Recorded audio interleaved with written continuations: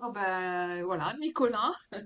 Nicolas qui est dans les Pyrénées-Orientales, avec qui j'ai eu l'honneur de faire un stage et j'ai failli en faire un deuxième parce que je me suis cassé l'épaule avant d'y aller, juste là, 2 jours avant, je sais plus.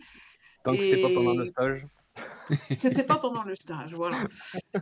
Voilà. Et puis qui, accessoirement, fut mon filleul pour la SCPF. Euh, Moi, j'aime beaucoup ton travail, Nicolas, mais bon, voilà, C'est il a fait le choix de quitter la SCPF, il se consacre à d'autres associations, donc il va nous raconter tout ça, et puis voilà, quoi, hein. À, OK. à toi la parole, Nicolas. Merci. Donc, déjà, bonjour à tout le monde.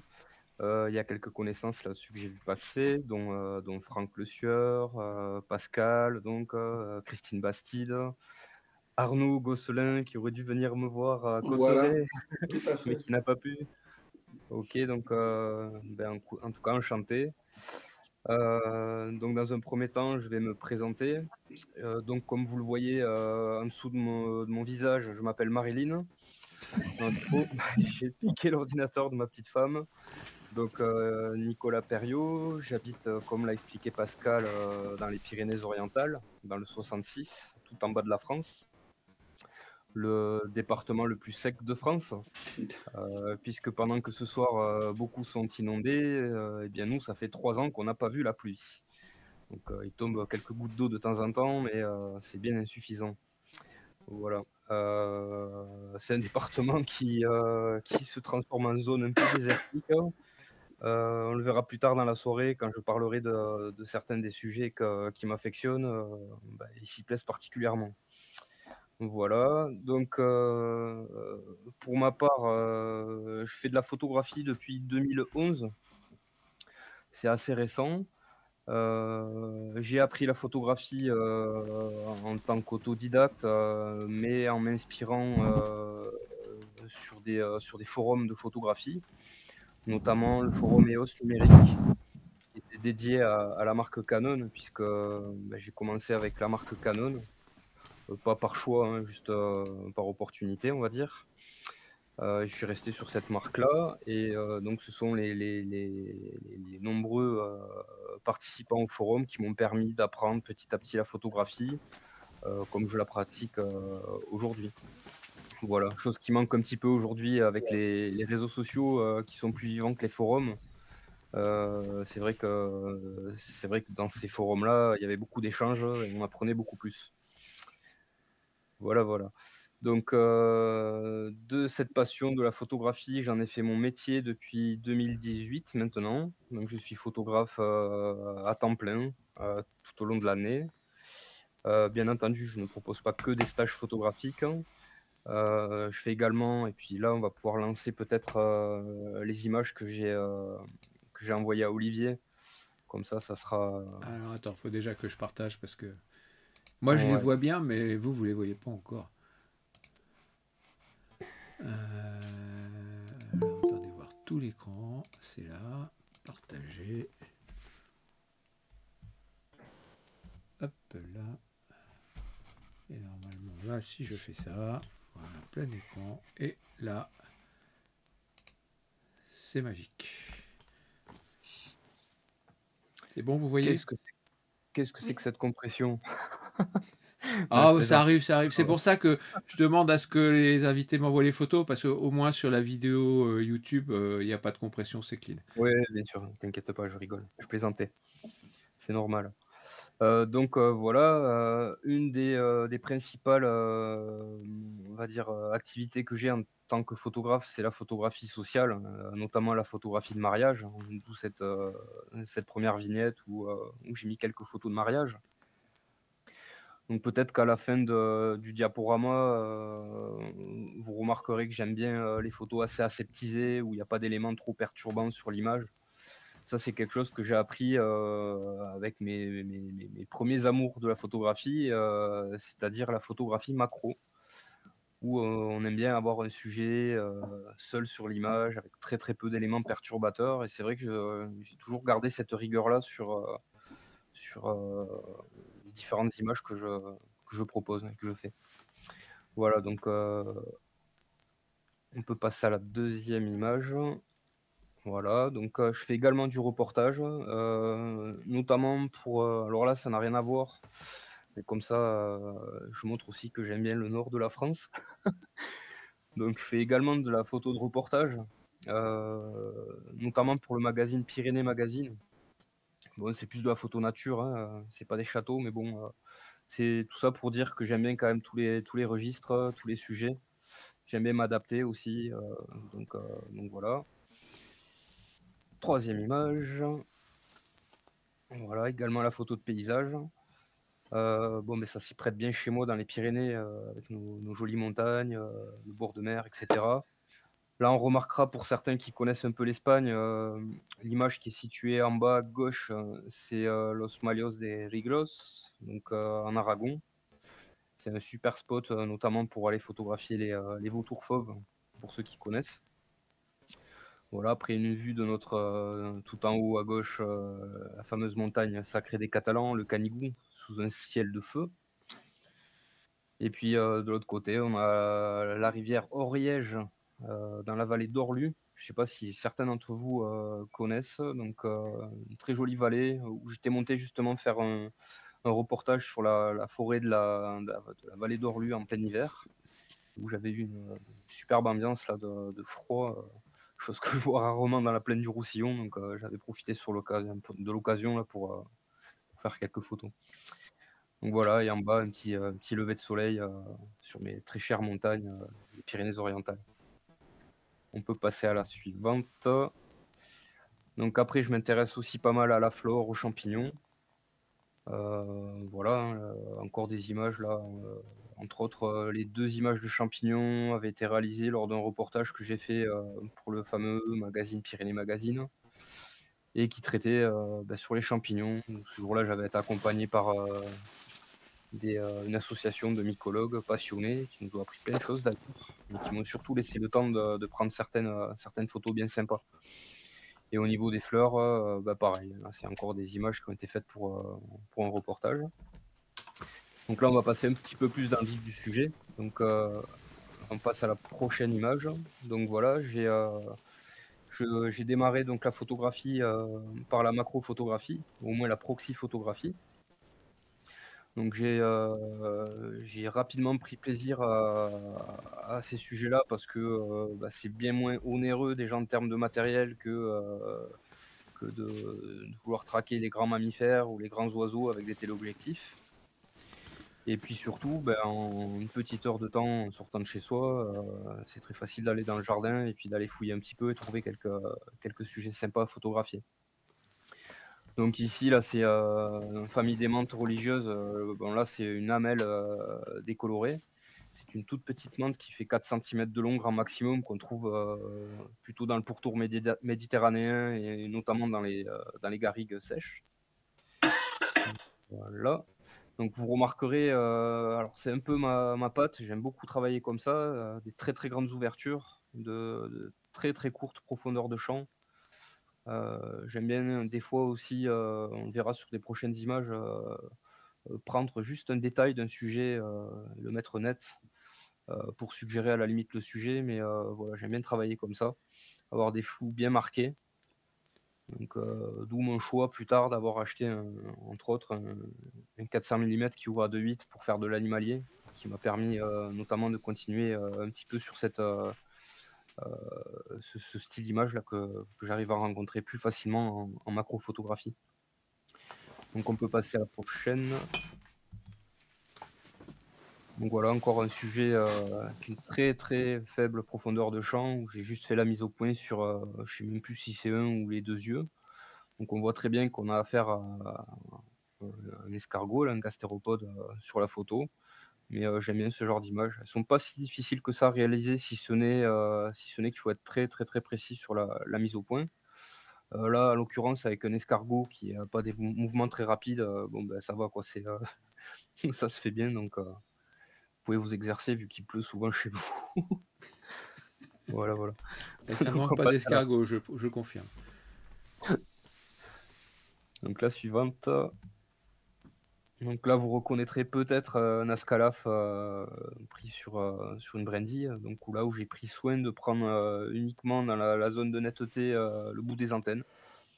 Voilà, donc choix assumé, ça parlera pas à tout le monde, ça j'en suis bien conscient, mais voilà, j'aime bien ce genre d'images-là qui sont, je trouve un petit peu plus artistiques que naturalistes ou documentaires. L'exploit, c'est d'avoir réussi à mettre les 2 antennes dans le même plan, hein, parce que ça, c'est pas évident à faire. C'est pas évident, j'avoue que j'ai eu du déchet. L'avantage, c'est que là, la bestiole, c'était une fin de journée, donc température qui baisse, plus trop de soleil. Donc la scala fait figer sur sa branche, j'ai largement le temps de tourner autour et en plus de ça, double chance, il y avait pas de tramontane ce jour-là. Si vous avez remarqué, ma coupe de cheveux, on a beaucoup de vent dans le sud de la France et c'est pas évident pour la macrophotographie. Donc là, très important le placement, hein, avoir vraiment les 2 bouts d'antenne qui soient complètement parallèles, à la vitre de l'objectif, à la lentille, hein. Si on est à peine décalé et qu'on est avec une ouverture de 8 voire 3,5, ça devient déjà très compliqué d'avoir les 2 sur le même plan. Donc effectivement, pas mal de déchets avant d'avoir cette image parce que, je suis tout prêt, je tremble un peu quand même, je suis à main levée donc voilà, voilà. T'es Allez, on sur, peut passer à la suivante. t'es sur Ouais. quelle focale là sur cette photo? Là, je suis sur un 100 millimètres, je dois être sur le R7 ou le 7D2 à l'époque, je sais plus, donc sur un APS-C, ça c'est sûr, mais avec le 100 millimètres. D'accord. Voilà, encore une fois, petite marque de fabrique là avec, tête à tête avec, une petite libellule, une petite demoiselle. Donc là, le but, c'est d'avoir les yeux bien nets. Voilà, je trouve que le regard bien placé dans une ligne de force et puis, bien net, en plus cette petite bestiole a un regard bien sympathique, je trouve. Donc voilà, tout ça pour dire que, ah, Sabine Chabernaud qui aime bien ses photos, un Thierry aussi, ah c'est bien, c'est sympa. Donc on va passer à la suivante et passer à un autre, type de sujet, je crois, de mémoire. Voilà donc, ici un grand-duc d'Europe, donc pour dire aussi que, voilà, hein, je fais quand même de l'animalier, autrement qu'en macrophotographie et je m'intéresse beaucoup notamment aux oiseaux, mais également, vous verrez après, aux mammifères. Donc les grands-ducs, c'est une grande histoire d'amour depuis, maintenant, une bonne dizaine d'années, avec ma première rencontre de ce bel oiseau, en pleine journée alors que j'étais sur une colonie de guêpiers en train de prendre des photos. Donc voilà ma 1re rencontre, là c'est pas celui-là, hein, là c'est un juvénile que vous avez sur l'image, un jeune qui est presque émancipé, qui va bientôt quitter l'ère de reproduction. Donc je suis dans mon département, 5 R de grand-duc. Je publie très peu de photos parce que les images sont quand même assez reconnaissables et j'ai pas trop envie qu'il y ait trop de monde qui vienne sur les sites, hein. On a un petit peu cette problématique avec certains de nos sujets. Donc voilà, un oiseau que j'affectionne particulièrement. Celui-là, j'arrive à le prendre à 10 minutes à peine à pied de chez moi, donc ça c'est quand même génial. Un oiseau que je vais pas voir souvent pour, au moins cette ère de reproduction. Je n'excède pas les 1 passage tous les 1 ou 2 mois quoi, grand maxi. Voilà, je vois qu'il y a Claude Balkan dans l'assemblée, Claude doit connaître l'emplacement du grand-duc. Salut Claude, salut. Oui, Donc ouais, j'écoute s'il y a quelque chose à rajouter. non, non, Hop, rien, non, tout va bien. OK. OK, OK. On va passer à la suivante. Donc idem, pas mal de photos, faut savoir que dans le département des PO, on a des lagunes, littorales, donc des étangs avec très peu d'eau, et heu, qui sont de superbes biotopes pour accueillir, la vie faune aquatique. Donc ici, j'ai un peu fait, faux bond à mon département puisque c'est une image qui est faite aux Aiguamols d'Empordà, donc c'est une lagune littorale située, en Catalogne espagnole, une réserve où on a énormément d'oiseaux qui viennent, dans les rizières, au printemps, pour la reproduction ou qui font des pauses migratoires. Donc ces oiseaux ne sont pas chassés, ne sont pas spécialement dérangés, donc on a beaucoup de proximité. certains sites, quand il n'y a pas trop de vent, oui, effectivement, Christine. Donc, vraiment, on arrive à avoir de belles proximités, des belles lumières, et puis surtout, pas mal de sujets bien sympathiques. Donc voilà, voilà. Donc la suivante, il y en a encore 283 de mémoire de photos. Non, je plaisante, j'en ai pas mis autant. Donc après les petits passereaux des sous-bois, donc mais ça c'est un oiseau que j'affectionne particulièrement, et qui malheureusement, se retrouve de moins en moins dans nos forêts. Très sensible, à l'anthropisation, hein, au recul de son habitat, entre autres, chope très facilement des maladies sur les mangeoires, donc attention, petit clin d'œil, aux gens qui font, du nourrissage l'hiver, j'en fais partie, hein. Bien faire attention à nettoyer régulièrement vos mangeoires parce que, les oiseaux entre eux se donnent pas mal de petites maladies, c'est pas très bon, quoi. Donc voilà, un petit Bouvray pivoine, une photo, qui a été réalisée en Ariège, si je me souviens bien. Ouais, c'est ça, en Ariège. Donc voilà, bien content d'avoir fait sa rencontre. Un oiseau que je vois très rarement dans les PO. La suivante, donc pour dire aussi que je fais pas que de la photo d'animaux dans des milieux, ultra reculés, ultra sauvages, et cetera.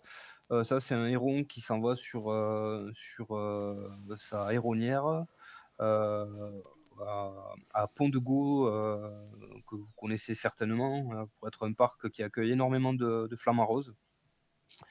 Donc voilà, il y a également beaucoup de hérons, voilà, juste une photo, très classique là, une ombre chinoise, qui techniquement n'est pas très compliquée à réaliser puisqu'il suffit juste de sous-exposer la scène, pour avoir un sujet assez noir et puis après, pousser un peu les contrastes éventuellement sur le post-traitement pour vraiment que le sujet devienne bien, bien noir.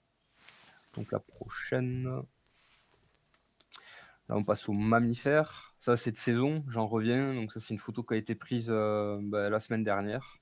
Donc j'ai passé 15 journées, de 5h30 du matin, départ de la maison, et puis 21h retour chez moi. Donc je passais plus de temps dans les bois ces derniers jours que dans ma propre maison. Le retour a été difficile avec la quantité de mails, de messages, de choses à régler dès mon retour. Ça m'a fait un petit peu mal, mais bon. D'où mon retard pour transmettre les photos, entre autres à Pascal et Olivier. Je m'en excuse une fois de plus. Pas de souci, elles sont La arrivées, c'est le principal. Voilà, donc dans les PO, on n'a pas de très grands cerfs. On a de beaux animaux, beaucoup d'animaux. Ce sont des animaux montagnards qui ont quand même la vie rude en plein hiver. Ils vivent pas dans les milieux très riches comme les forêts de feuillus. Voilà, d'où le fait qu'il n'ait pas des gabarits monstrueux comme ceux qu'on peut voir dans les grandes forêts du nord de la France ou même dans le Massif central. Néanmoins, on les rencontre dans des sites qui sont particulièrement sympathiques, sur des crêtes, avec des belles forêts de conifères, des zones très minéralisées aussi. Donc c'est assez sympa. Des prairies aussi, là on le voit sur le premier plan, des prairies assez sèches en fin d'été, qui offrent ces tons assez ocres. Donc voilà pour cette petite image d'un cerf qui en bave, hein. On voit que pendant qu'il est en train de bramer, il y a même un filet de bave là, qui sort de sa bouche. Voilà, un pote avec qui j'ai passé 2 bonnes journées sans qu'il se soucie de nous, avec des belles proximités, des belles lumières. C'était vraiment très très sympa. Allez, on peut passer à la suivante. Un petit renard. Donc j'aime beaucoup cette image parce que c'est souvent le cas dans nos photos. C'est inattendu aussi qu'on aime bien, auquel on aime bien avoir droit. Donc cette année, au mois de mai, pendant que je délivrais un stage de photographie sur les guêpiers d'Europe, la colonie de guêpiers s'est affolée, s'est mise à virevolter au-dessus de la zone de nidification. Et en fait, sur notre gauche, sur un talus, est arrivé un renard. Ce renard s'est stoppé derrière la végétation et a commencé à regarder les guêpiers qui volaient au-dessus de la tête. D'où le fait là, qu'il regarde en l'air. Donc j'ai eu le temps de faire 2 photos et puis il est redescendu dans le talus, dans la broussaille, on l'a plus revu. Une belle et chouette rencontre. C'est un animal que je vois très peu chez moi. Le peu qu'on croise, souvent ils sont galeux, donc ils ont le dos tout pelé, la queue pelée, et puis si encore elle a eu la chance de passer à travers les balles, puisqu'ils sont quand même, comme dans beaucoup de départements français, très chassés, donc on les voit très, très peu, puis très craintifs en plus. On peut passer à la suivante. Donc petit mouflon méditerranéen sur les hauteurs des Pyrénées-Orientales. On n'a pas eu de neige de tout l'hiver. Et au printemps, là, je propose des stages de photographie, notamment en montagne, et puis notamment vers une belle population de mouflons. Et donc, comme je le disais, on n'a pas eu de neige quasiment de tout l'hiver, et il a suffi d'attendre début avril pour avoir une magnifique chute de neige. Donc, juste ce qu'il faut, une possibilité de grimper à proximité en véhicule sans être embêté sur la route, et puis voilà, un petit tapis de 5-6 centimètres de neige, et puis surtout de beaux flocons pendant les différentes rencontres. Donc j'aime beaucoup ces ambiances-là. C'est vrai que la neige a tendance à se raréfier un petit peu chez moi aussi, comme la pluie, et on est content quand on a ces ambiances-là qui sont vraiment un vrai plus, je trouve, sur les images. Hop, la suivante. Encore un sujet assez sympa que beaucoup aimeraient rencontrer, et puis que je rencontre chez moi dans les PO. Là, maintenant, ça fait 4 ans que j'y travaille dessus, que je la vois assez régulièrement. Donc là, on a un mâle qui est en train de marquer son territoire sur une des rivières de mon département. Donc, pas grand-chose à raconter de plus, si ce n'est que j'y vais très régulièrement. Et pour la petite anecdote, l'année dernière, j'ai voulu me nettoyer un nouvel emplacement pour un affût. Donc j'ai débarqué sur le cours d'eau, aux alentours de 14h30-15h, pour être sûr de ne pas rencontrer les loutres. Donc je rentre dans le cours d'eau avec des bottes, des waders, c'est-à-dire des bottes qui montent jusqu'au-dessus de la poitrine. Une petite cisaille, je traverse ma rivière, je nettoie mon coin d'affût. Et puis, en fait, vers 4h, lorsque j'allais repartir, je vois en contrebas, à une centaine de mètres de moi, une loutre qui est en train de remonter la rivière vers moi. Donc je me baisse un petit peu, je suis en plein milieu du cours d'eau, et puis je me fige pour ne pas lui faire peur. Et puis, cette andouille de loutre, finit par continuer à remonter, et puis s'arrête à environ 4 mètres de moi.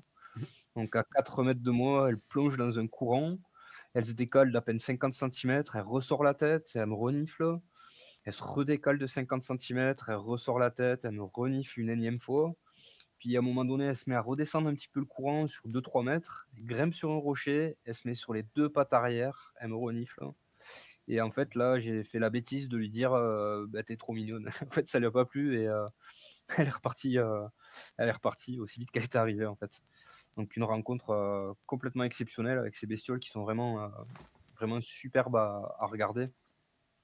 Pour ceux qui n'ont pas eu l'occasion, je fais un coup de pub pour Stéphane Raymond, mais je pense que s'il y a bien un endroit en France pour aller observer les loutres, je pense que sauter sur l'occasion d'aller rencontrer Stéphane, qui est intarissable sur la loutre, et puis je pense que là, vous pourrez en observer sans problème, quoi. Voilà. Je pense aux copains aussi. On peut passer à la prochaine. Hop là. Alors là, c'est une photo de bouquetin ibérique. Donc une petite ombre chinoise, idem comme je disais tout à l'heure, photo relativement facile à réaliser, du moment où on sous-expose un petit peu notre sujet, hein. Donc le bouquetin ibérique, pour la petite histoire, c'est un animal qui avait disparu des Pyrénées, qui a été réintroduit. Donc il est en train de faire un beau retour en force, et je suis content de pouvoir le photographier. Il me manque encore son cousin des Alpes, puisque je n'ai jamais eu l'occasion d'aller le photographier. Mais bon, déjà bien content d'avoir celui-là chez nous. On peut passer à la suivante. Voilà, les petites écureuils que j'ai fait rencontrer, je crois, à Pascal déjà une fois. Voilà. Donc, donc un petit bois bien sympa de mon département, où il y a énormément d'écureuils et où il est relativement aisé de les photographier. Donc tellement aisé que j'essaie de faire un petit peu autrement, pour offrir des prises de vue un peu spéciales, comme celle-ci là, qui a été faite je crois 50 millimètres ou 70 millimètres de focale, où voilà, j'ai pu me caler le long du tronc du pin et attendre que l'écureuil vienne vers moi. Donc ils sont relativement dociles, hein. Ils nous grimpent dessus quand on fait les photos, enfin c'est assez rigolo, quoi. Voilà, voilà. On peut passer à la suivante. Voilà, le même bouquetin ibérique, même sujet que vous avez vu tout à l'heure en ombre chinoise. Là, j'ai voulu mettre cette image pour on le voit sous une belle lumière. Donc des beaux bestiaux, hein, des beaux bébés, et puis des animaux assez dociles qu'on arrive à approcher assez aisément aussi, sans pour autant créer de fuite. Donc c'est assez sympa de pouvoir faire encore ce genre de photos d'animaux là, dans notre coin des Pyrénées. La suivante. Donc là, je passe complètement du coq à l'âne. Donc ici, je vous ai présenté jusqu'à présent tous les sujets, entre autres, que j'aime bien, autour desquels j'aime bien travailler. Et puis depuis 3 ans, j'avais pas trop de photos de reptiles ou d'amphibiens dans ma photothèque, et j'ai décidé de travailler autour de ces sujets-là. Et j'ai vraiment poussé la chose à fond, et notamment aidé par 2 amis à moi, dont je vais vous parler un petit peu après. Heu, puisque, en commençant à prendre ces animaux en photo là, j'ai remarqué aussi que c'était des animaux qui étaient craints par beaucoup de gens, et j'ai voulu essayer comment dire? De créer une banque d'images pour créer une prochaine expo et puis sensibiliser un petit peu les gens à ces animaux-là. Et en parallèle à tout ça, avec les 2 amis qui m'ont aidé à faire, de nombreuses rencontres de l'herpétofaune. L'herpétofaune, c'est donc la faune, constituée des reptiles et des amphibiens. Nous avons même monté une association. On peut passer à l'image suivante. L'association Scalaris, qui est une association, de sauvetage, entre autres, de l'herpétofaune. Donc, quand je dis sauvetage, je vais au niveau de l'historique, en fait, en 2017, en Catalogne espagnole, il y a un petit gamin qui est tombé dans un puits, agricole et s'est noyé. Heu, donc toute l'Espagne a été émue par cet accident, et une association, herpétologue, qui est la Société herpétologique de Catalogne, que fréquentaient, mes 2 amis, Maurice et Rémi, dont je reparlerai encore après, heu, ont, proposé, un projet à à mes deux amis. Ce projet était de répertorier en fait les différents puits, agricoles qu'on retrouve en Catalogne, les puits qui ne sont plus utilisés, entre autres, et d'en profiter pour sauver, les petits animaux qui tombaient dedans, et notamment, tout ce qui est reptiles, amphibiens, qui sont les premiers animaux à être piégés dans ce genre de structure. Donc pourquoi, l'association s'appelle Scalaris? Ça vient du nom latin, de la couleuvre à échelons. Donc c'est, Zamenis, scalaris. On peut passer à la photo suivante que je vous présente ici, c'est ce serpent-là. Donc on va encore passer sur la suivante. Voilà, qui sur son dos possède ce joli dessin en forme d'échelle. Et pourquoi on a pris ce symbole-là? Tout simplement pour le fait qu'on descend très régulièrement dans les puits pour aller chercher, reptiles, et amphibiens, et que des fois, il nous faut justement une échelle de corde pour descendre dans des puits qui sont assez profonds. Et en plus, c'est un des reptiles qu'on retrouve, le plus souvent piégé, dans les différents puits, quoi. Donc hop, on peut passer à la suivante. Donc là, c'est une image alors, l'année dernière, j'ai eu l'opportunité de faire un reportage pour Pyrénées Magazine, à propos de notre association. Donc j'avais réalisé cette image, vraiment pour la double page du magazine. Donc j'étais rentré en premier dans le puits où il y avait déjà une belle couleuvre de Montpellier qui était à l'intérieur. Donc là, j'ai travaillé au flash pour éclairer à la fois mon sujet et puis, que mes compères qui sont à l'entrée du puits, ne soient pas complètement cramés, en fait, hein. Donc je trouvais, l'image assez immersif, sachant que c'est une image qui est complètement improbable puisque généralement, on n'attend pas 30 ans avant de sauver les animaux qui sont dans le puits, hein. Quand on voit quelque chose, ou on met un coup d'épuisette ou on descend dans le puits, on attrape directement à la main et on les sort très très rapidement. Donc ça, c'est bien une image, je le redis, pour habiller le reportage parlant de notre association. Donc on peut passer à la suivante. Voilà, donc là, c'est, un puits qui est situé dans les Pyrénées-Orientales et c'est le pourquoi nous avons monté l'association. Donc par souci de transparence et souci de légalité, parce qu'il faut savoir qu'en France, c'est totalement interdit de manipuler ou déplacer, tout ce qui est herpétofaune, donc tout ce qui est reptiles et amphibiens. Donc en Espagne, on n'avait pas de problème puisqu'on avait carrément une autorisation gouvernementale. En France, il a fallu, faire patte blanche, monter l'association, en parler à la DDTM, en parler au comment ça s'appelle? À l'OFB et cetera. Donc là, on est sur la vallée de la Glie, chez moi, dans le nord du département, à proximité des cultures viticoles, hein, où on retrouve encore des puits, qui ne sont plus actuellement utilisés. Donc c'est des puits abandonnés. Ils servaient de réserve d'eau et puis à proximité, il y avait toujours un petit réservoir pour faire les mélanges de sulfatage. Donc voilà, à chaque fois qu'on a un puits, faut soulever un couvercle en béton qui est assez lourd. Les animaux tombent dedans parce que les puits ne sont pas sécurisés et ils sont alimentés naturellement par le ruissellement. Donc il y a des rigoles qui amènent, naturellement l'eau de pluie dans le puits et les animaux en général, suivent ces rigoles et tombent petit à petit dans ces pièges, quoi.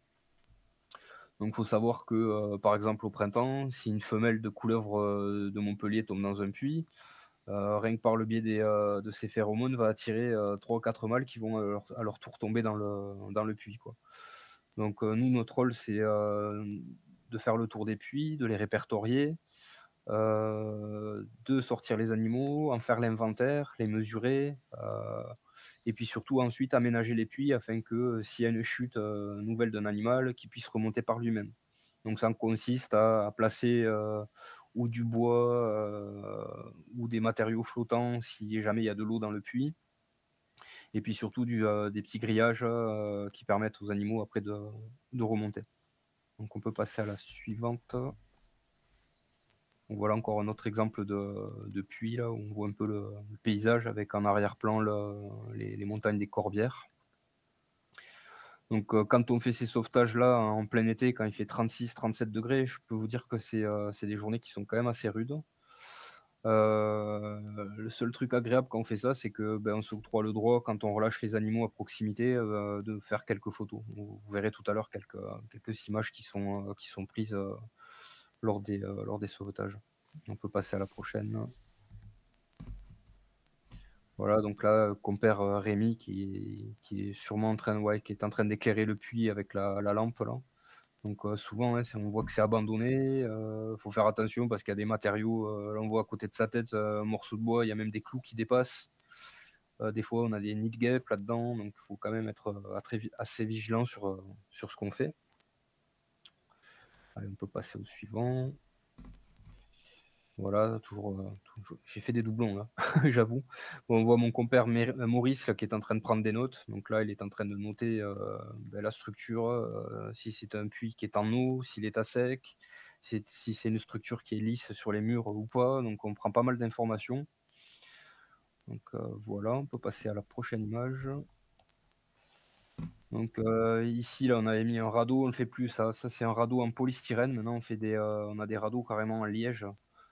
Donc là, on voit bien, les animaux qui sont piégés dans le puits, qui se sont, abrités sur le radeau. Là, on a un lézard ocellé, une tarente de Mauritanie et je pense là que l'image est petite sur mon écran, mais je crois que c'est un discoglosse. Discoglosse étant un amphibien qui arrive du nord de l'Afrique, qui est en train de prospérer dans le pourtour méditerranéen d'ailleurs. Donc on peut passer à la suivante. Là, c'est assez, ouais, là, c'est une belle couleuvre de Montpellier également au fond d'un puits. Donc des fois, vous voyez, les puits sont asséchés. C'est mieux parce que les animaux se noient au bout d'un moment et donc comme ils sont dans de l'eau froide en plus, leur métabolisme fait que petit à petit, ils bougent de moins en moins et puis finissent noyés. Au moins là, l'avantage quand c'est en terre ou boueux, ils ont un petit peu plus de sursis. Donc la suivante. Donc là, une image qui m'avait bien marqué, à l'arrivée dans un puits là où on avait un gros lézard ocellé là qui doit faire, pas loin de 50 cm. sur lequel se reposaient quelques amphibiens, quoi. Donc, ouais, ça, c'est le genre de, c'est le genre de surprise qui nous attend des fois dans les puits. Oui, parce que finalement, contrairement à ce qu'on pense, enfin, moi j'avais découvert ça, les amphibiens, enfin, ils se noient dans l'eau. Oui, les amphibiens, ils ont besoin d'être régulièrement en surface pour respirer. Donc, s'ils n'ont aucun support, c'est le cas dans certains puits, s'ils n'ont aucun support pour se reposer un petit peu, au bout d'un moment, ils vont fatiguer, ils vont se noyer, oui. Tout à fait. Et le lézard, bah, pour lui, c'est encore pire. Oui. Mm. Allez, on peut passer à la Et suivante. quelle espèce au milieu? On peut revenir à, voilà. Au milieu, l'amphibien du milieu. Oui. Donc là, c'est Discogloss pin. C'est le fameux, fameuse petite grenouille qui débarque du Maroc, donc du Maghreb. C'est la même qui est au bout sur le museau du lézard ocellé. Donc ce que vous remarquerez, c'est qu'ils n'ont pas du tout la même robe. Donc on en retrouve sans ponctuation, on en retrouve avec des ronds, on en retrouve avec des traits. Donc c'est assez graphique, comme très très joli comme bestiole. Et à quoi vous les reconnaissez? Parce que du coup, L'expérience. ouais, Ouais, la forme du museau, ouais, c'est vrai que c'est un peu l'expérience. Je serais incapable de dire la différence. Alors, tu vois, là, Pascal, sur la gauche, il y a une Pélophylax. Pélophylax, c'est une ouais, grenouille verte. Donc, déjà, chez grenouille verte, elle peut être croisée avec la grenouille de Graff, elle peut être croisée avec la grenouille de Pérez. Donc là, il faut après faire des analyses génétiques pour savoir laquelle c'est. Donc, c'est pour ça que souvent, quand je publie une photo de grenouille verte par exemple sur Facebook, je marque toujours Pélophylax SP point pour oui. dire espèce, quoi. Mais après, je vais jamais plus loin dans la détermination. En ce qui concerne les discogloss, ils ont vraiment la forme de la tête est très particulière. Quand on est face à eux, on ne peut pas se tromper, surtout quand on en rencontre souvent et qu'on a l'expérience. Mais c'est vrai que là, je ne pourrais pas te dire. Les pattes sont pas Les pareilles pattes, non plus. ouais, les pattes sont différentes. Les pattes sont différentes aussi. Les doigts sont beaucoup Les plus doigts sont plus trapus. gros. Ouais. C'est difficile à dire, notamment ouais, notamment la taille. On peut pas trop parler de taille parce que là, Ouais, peut-être c'est même même qu'on pas a un dit. discogloss qui est un petit peu plus gros que la grenouille verte qui est à côté, donc c'est pas évident. Et C'est alors, pas évident. le Oui. discogloss ne vient pas trop en concurrence avec les autres espèces? Alors, on se pose la question, oui. J'ai l'opportunité, enfin j'ai la chance d'avoir un terrain avec un bassin que j'ai implanté, dans lequel j'ai des Pélophylax, donc les grenouilles vertes, et j'ai également les Discogloss. A priori, pour l'instant, ça se passe bien. Mais je pense que c'est à suivre, tout comme on a observé, c'est pas encore prouvé, mais on a observé un déséquilibre dans les zones où sont arrivés les Tarantes de Mauritanie, le fameux gecko qu'on retrouve un peu partout, qui a fait, enfin, on a remarqué une forte baisse du lézard des murailles ou du lézard catalan chez nous, là où le gecko, enfin la Tarente de Mauritanie, s'est implanté. J'ai pu observer de la prédation de gecko sur des juvéniles de lézards catalans. Je n'ai pas vu l'inverse. Après, je ne sais pas ce qu'ils font la nuit. Ça serait peut-être intéressant de voir. Peut-être qu'ils ont, comme ils sont nocturnes, ils ont peut-être beaucoup de facilité la nuit à capturer les jeunes bébés, enfin les jeunes lézards catalans ou jeunes lézards des murailles. Je sais pas. Toujours est-il que il y a peut-être une coïncidence aussi, hein, mais là où on a remarqué l'arrivée massive de la Tarente, les autres lézards ont fortement régressé. Je pense que ça peut être pareil avec le discogloss. D'ailleurs, le discogloss n'est pas protégé en France. Je crois que c'est un des seuls amphibiens qui ne l'est pas. On peut passer à la suivante. Donc là, on a un puits assez profond, là, doit faire 2,50 m, où on voit, il y a un crapaud, un gros lézard ocellé et puis une couleuvre de Montpellier sur le fond du puits. Peut-être que Olivier pourrait zoomer comme il a fait tout à l'heure, si c'est possible, sur le lézard ocellé qui est à droite. Voilà, là, on voit Ah que le oui. lézard a une tête énorme et le corps assez fin, donc il est très amaigri. Ça fait quand même quelques semaines qu'il est tombé là-dedans. La couleuvre de Montpellier, c'est pareil, elle est encore vivante là, mais on voit qu'elle est pas en forme. Donc il était temps qu'on découvre ce puits. Alors comment on les découvre? Google Earth, c'est notre ami. On les voit très, très bien depuis les photos satellites. Donc des fois, en se rendant d'un puits à un autre, on tombe sur un puits qui est caché un peu dans la végétation. C'était le cas pour celui-là, on l'avait jamais trouvé, auparavant et on n'a pas été déçus le jour de la découverte. Donc c'est un puits qu'on a sécurisé avec des morceaux de bois et des tôles qui étaient à côté. On a mis des tôles dessus pour éviter qu'il y ait des gros animaux qui tombent dedans parce que là, un chien, un blaireau, un renard, un sanglier qui tombe là-dedans, je suis pas sûr qu'il arrive à en sortir. Ou même, un gamin, hein. Mmh. Ça, c'est encore pire. Ouais. On peut passer à la suivante. Donc là, on a Rémi. Alors, dans notre petit trio qui forme l'association, on a Rémi qui, pour la plupart du temps, descend dans les puits. Il faut savoir que lui, il a grandi en Guyane, il a toujours été habitué aux reptiles, etc. Donc, il les a toujours manipulés. Il fait partie également de la SHF, la Société herpétologique de France. Notamment, il fait quelques études pour eux, notamment sur je crois, pas le phénotype, comment on appelle ça, les dessins qu'on retrouve sur le dos des vipères, les différents coloris de vipères qu'on retrouve dans les Pyrénées. Donc vous verrez tout à l'heure, j'ai eu, grâce à lui, l'occasion de photographier de très près quelques beaux sujets de vipères. Je me demande si Pascal, t'avais pas amené le rencontrer à Rémi. Non, ça te parle pas? Non, non, tu nous avais parlé de l'association qui n'existait pas encore. D'accord. Tu envisageais de la créer, mais non, on n'a pas rencontré Ok. personne. Ok. Donc Rémi, lui c'est l'aventurier, c'est lui qui rentre dans quasiment tous les puits. Quand il n'est pas là, c'est moi qui m'y colle parce que Maurice, physiquement, ne peut plus malheureusement descendre dans les puits. Par contre, c'est lui qui prend toutes les notes, c'est Maurice qui prend toutes les notes, qui répertorie tous les puits, qui nous fait tous les comptes rendus des sorties qu'on fait tout au long de l'année. Donc d'ailleurs, pour vous donner une idée, depuis 2019, ce sont plus de 300 puits qui ont été visités et aménagés, et ce sont plus de 500 animaux qui ont été sortis et sauvés. Ouais. Et vous, Donc ça vous avez représente, l'occasion de retourner voir les puits que vous avez aménagés pour voir si ça ouais, fonctionne bien? on y retourne. Alors pour deux raisons, notamment parce que certaines personnes nous enlèvent les petits aménagements qu'on fait à l'intérieur. Donc des fois, on est obligé de repasser pour refaire des aménagements.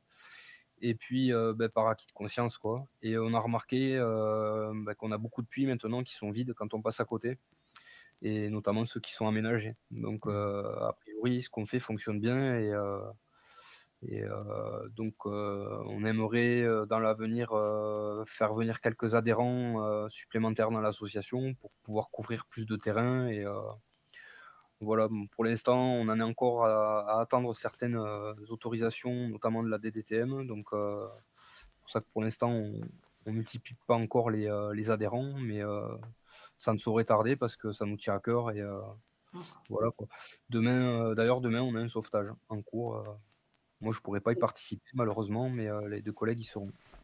Et financièrement, comment vous faites? Parce que j'imagine que bon, même si vous utilisez des matériaux enfin, naturels que vous pouvez trouver, vous avez peut-être besoin, s'il faut des grillages, des choses comme ça, ça Oui. doit.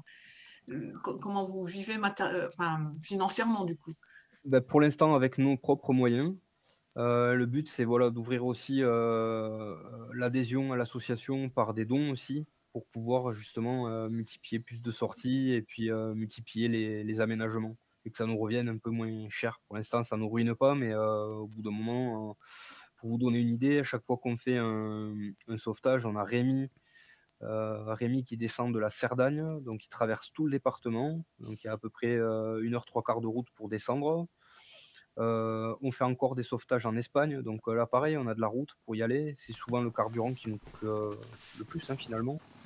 Donc à chaque fois, voilà. Donc Et c'est prévu que plus tard, on essaie d'avoir Et, quelques. Et vous avez une zone d'intervention qui est, comment dire, qui est délimitée ou qui est fixée, ou vous pouvez Non. vous écarter un peu ou... Pour l'instant, on s'en tient surtout à l'Espagne parce qu'on a les autorisations espagnoles et un petit peu dans les Pyrénées-Orientales puisque on a des autorisations de propriétaires d'aller chez eux et de fouiller dans les puits. D'accord. D'accord. Et quand vous faites des sauvetages, c'est les propriétaires qui vous préviennent pour venir intervenir? Non, non, non, non. C'est quand on est disponible, en fait, au moins deux. On fait toujours par binôme minimum. Quand on est disponible, on propose. Tous les trois, on est force de proposition. Donc, dès qu'il y en a un qui est un petit peu motivé, il prévient les autres et on essaie de provoquer une sortie. D'accord. Voilà, on peut passer à la suivante. Je pensais que j'en aurais pas pour long. Je crois que donc la petite image, c'est juste pour expliquer entre deux captures, on se désinfecte toujours les mains pour pas passer les maladies d'un reptile à l'autre. Et pour la manipulation des amphibiens, on utilise des gants en latex aussi, très important. Surtout pas toucher les amphibiens avec notre peau parce qu'on a la peau dont le pH peut être très mauvais pour la peau des amphibiens. Donc voilà, on peut passer à la suivante. Il y a rien de... C'est pas très artistique, hein. C'est du reportage. Donc Maurice qui est un ancien paléontologue à la retraite, hein. C'est un très bon naturaliste. Donc lui, je lui dois beaucoup parce qu'il m'a appris des tas et des tas de choses, hein.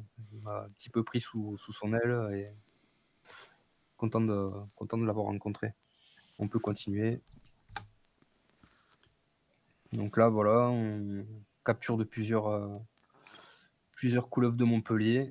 Donc stocké en attendant qu'on finisse de faire les différentes mesures, puisqu'on mesure chaque sujet. Ça nous permet aussi avec les années de faire quelques comparaisons de taille des sujets. On essaie de voir un petit peu sur les secteurs où on fait du sauvetage s'ils ont tendance à grandir, donc à vieillir. Voilà, donc on peut passer à la suivante. Donc vous les relâchez tout de suite à proximité de l'endroit où vous les avez Ouais. récupérés? Tout à fait, ouais. Ouais. C'est interdit de toute façon Ouais. de les promener en voiture, etc. Donc les seuls moments où on stocke, c'est justement pour faire les mesures. Parce que bon, quand on est sur le terrain, c'est pas évident. Quand on est dans un puits de 1,50 m, 2 mètres, et qu'il y a 5 ou 6 couleuvres au fond, Rémi attrape plusieurs serpents, me les passe. Moi, je suis en haut en train de faire ou des photos ou de superviser. Donc en même temps, j'en mets dans des sacs. Et puis quand on a attrapé tous les serpents, j'aide éventuellement Rémi à sortir. On va un petit peu plus loin. On fait nos mesures, on fait nos photos et les serpents repartent dans la nature. Et quand vous les récupérez, ils ont une réaction plutôt agressive ou ils sont plus faciles à rattraper? Comment ça se Alors, passe? c'est des animaux à sang-froid, donc des animaux poikilothermes. Leur métabolisme dépend de la température du milieu dans lequel ils évoluent. Donc là, en l'occurrence, ça fait quelques jours, voire quelques semaines qu'ils sont dans le noir, dans un puits qui est plutôt froid et humide. Ouais, donc Donc il y quand a on les peu de attrape, il y réaction. a très peu, ouais, ils sont très peu mobiles. Par contre, suivant la période de l'année, ils se réveillent très vite. Ouais. Et quand ils se réveillent, vous verrez sur certaines photos, j'expliquerai tout à l'heure, ils nous font comprendre qu'on n'est pas leur pote, quoi. C'est très bien. Oui, Elles tout à sont fait. l'air très grandes, elles font quelle taille? Alors la couleuvre de Montpellier, c'est le plus grand serpent d'Europe. Nous, pour le plus gros sujet qu'on a attrapé dans un puits, c'était 1,50 m. C'est un serpent qui peut atteindre plus de 2 mètres. Donc c'est quand même des beaux bébés. Il faut savoir que c'est la seule couleuvre de France qui est venimeuse. Elle possède des crochets à venin, mais en fond de gueule. En fait, pour qu'il y ait envenimation lors d'une morsure, il faudrait vraiment que la morsure, que l'endroit où elle nous mord atteigne vraiment le fond de sa mâchoire. Et en plus de ça, pour injecter le venin, il faudrait qu'elle mastique, parce qu'il faut du mouvement pour mettre le venin, quoi, en fait. Donc il n'y a pas trop de risques. Après, c'est impressionnant. Et puis, c'est des animaux qui, quand ils sont en colère, ils le font bien savoir quand même. Ils sont facilement agressifs, hein, quand même, c'est clair. C'est pas de l'agressif. Enfin, oui. Comment dire, C'est de la défensive en Ouais, fait, c'est hein. ça, ouais. Enfin, quand je dis Ils agressif, oui, c'était plus défensif, ouais. ouais, ils mettent tous leurs atouts de leur côté pour nous faire peur, en gros, ouais, pour nous avertir. Donc, ils vont se gonfler, ils vont souffler très fort, ils vont gonfler tout le corps et puis ils vont tenter quelques morsures. Mais bon, voilà, et puis on a vite compris quand, ils veulent plus jouer avec nous, quoi. Ça, Mmh. Et quand vous récupérez n'importe un amphibien ou un serpent qui est en mauvais état, est-ce que vous le remettez dans la nature ou est-ce qu'il y a la possibilité d'avoir un endroit, un centre de soins ou... On peut rien faire, de notre côté parce que comme je le disais, le transport était complètement Ouais, interdit. Après, malheureusement, ces animaux, c'est très délicat à soigner, quoi. La plupart du temps, quand on les sort, c'est des animaux qui sont, ou déshydratés, ou qui sont affamés, hein. Donc, on a souvent tenté de les mouiller, les mettre, dans un récipient avec un peu de flotte, voir si, s'ils avaient besoin de boire et cetera, mais on les relâche même s'ils sont amaigris. C'est toujours mieux que de les laisser mourir dans le puits, quoi. ouais, oui, après, ouais. Soit ils se rétablissent, soit c'est la nature qui prend le dessus. Ouais, c'est ça. Mm. On peut passer à la prochaine. Ah oui, c'est le relâche d'un amphibien, donc un crapaud épineux. Donc on voit bien là le gant, dont je parlais tout à l'heure, un petit gant en latex pour les manipuler, c'est très, très, très important. Ne manipulez jamais les amphibiens, à main nue. Voilà, voilà. Alors crapaud épineux, parce qu'on n'a pas le crapaud commun chez nous, donc on a une petite sous-espèce qui, je crois, de taille est plus gros que le crapaud commun. Voilà, voilà. On peut passer à la suivante. Et là, je crois que, ouais, voilà, ça, c'est quelques photos donc, que j'ai eu l'occasion de réaliser, alors, ou sur des sauvetages, ou, comme on dit, in situ, hein. Donc là, c'est une photo qui a été faite lors d'un sauvetage. Donc, cette petite grenouille-là, qu'on appelle la grenouille persillée, c'est le pélodite ponctué.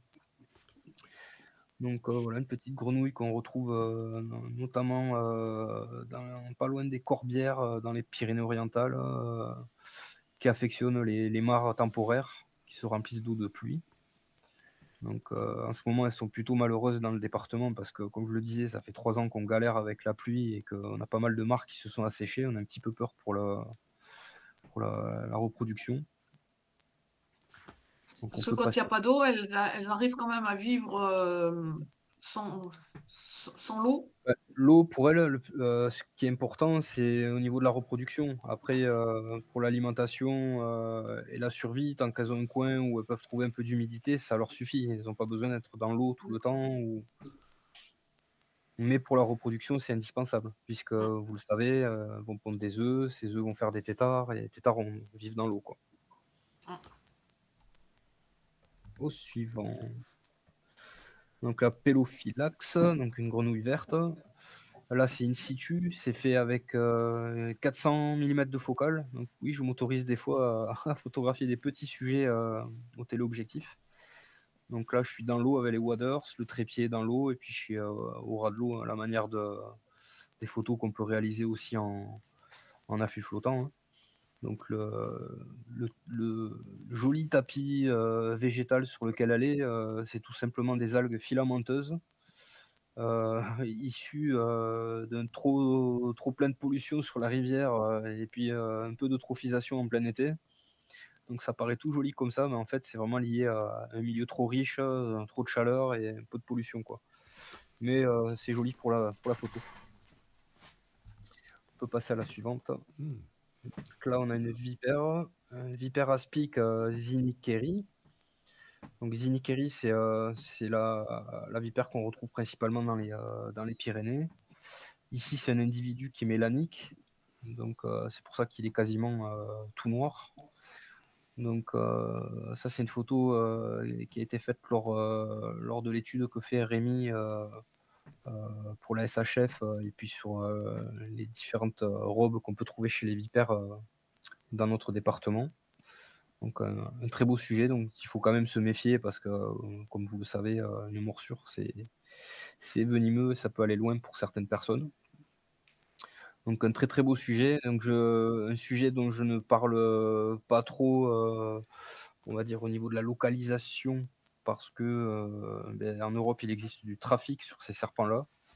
Donc ces serpents-là se revendent, dans le milieu, terrariophile.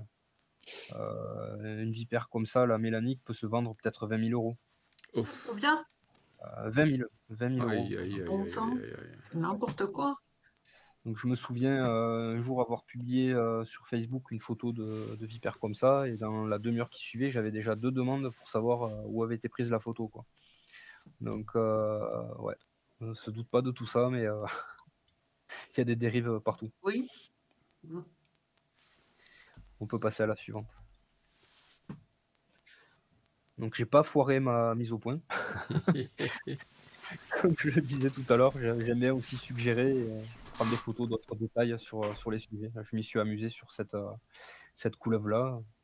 Donc mettre en avant l'imbrication des écailles, les unes dans les autres, que je trouve très, très, très photogénique.